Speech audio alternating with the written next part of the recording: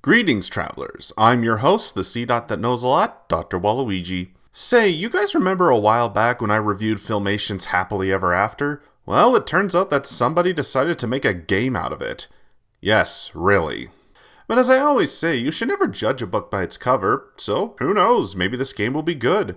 But we'll never know until we jump in and take a look at Happily Ever After, the video game.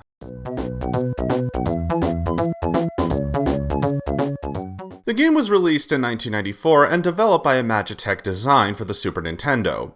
There were plans for having the game be released on the NES and the Genesis, but that never happened. Although somebody did find the code of the first level on the NES version and released it on YouTube. Imagitech Design were most famous for making several Atari Jaguar games, including Tempest 2000 and Bubsy and Fractured Furry Tales. Oh joy! But if that wasn't weird enough, the game was published by ASC Games, who helped create the first Grand Theft Auto game for DOS and Mac computers. So let me get this straight. The same guys that made some of the best, and worst, games on the Atari Jaguar were also published by the same guys that gave us GTA? What a strange world we live in. The game did well enough in terms of reviews and sales, but it hasn't become a cult classic or something people go out of their way to look for. And in my opinion, that's kind of a shame, because I do think that this game is worth looking for. But let's go through why I think that is first.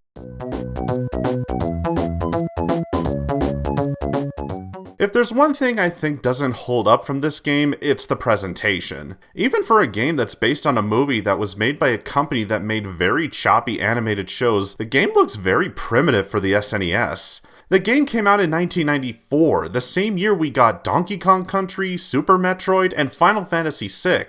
However, this game looks like it came out in 1991, on the Atari Jaguar. Yes, I'm aware that this company did release a lot of its games on that console, but that's the problem with this design. I shouldn't be playing a game that came out on a completely different console.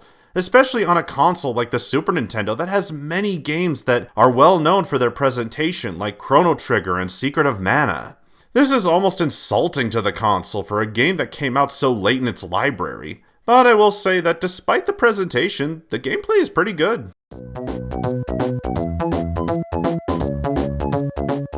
The gameplay is still very simple for a platformer of this era, but like I've said before, I love these types of games. You can play as either Snow White or her prince after he's been cursed to look like Orko, called the Shadow Man. The goal of the game is to collect a certain amount of fruit, then get to the end of each level in the 7 worlds you explore until you face off against Lord Malice at the end of the game by running, jumping, and throwing apples at the main enemies. Like I said, a pretty simple game with simple controls.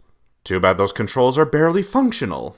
Yeah, one of the major problems with the game is that the controls are very hard to get used to. Mostly with the running and jumping, because when you push the D-pad in any direction, you do start walking for about 3 seconds, and then you start running super fast to the point that if you've never played this game before, you will fall off the edge multiple times. As for the jumping, while I wouldn't say it's as bad as the running, it does get annoying when you try to jump and the frame rate drops to the point that you will miss the platform and fall to your death. Which, for those of you who've played any of the Bubsy games, will be reminded of this gameplay style. But other than those 2 issues, I do think the game is still very fun and is easy enough that anyone can pick up and play it. Just be prepared to die a lot.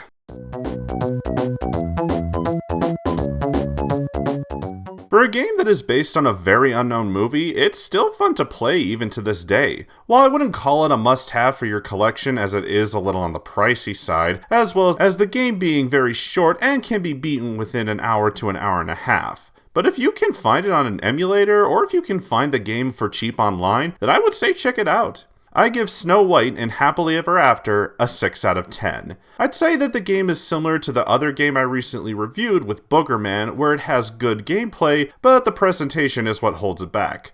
Though not as bad as Boogerman. Thanks for watching, I'm Dr. Waluigi, and remember, don't judge a book by its cover, cause you'll never know what's inside. Good night, everyone.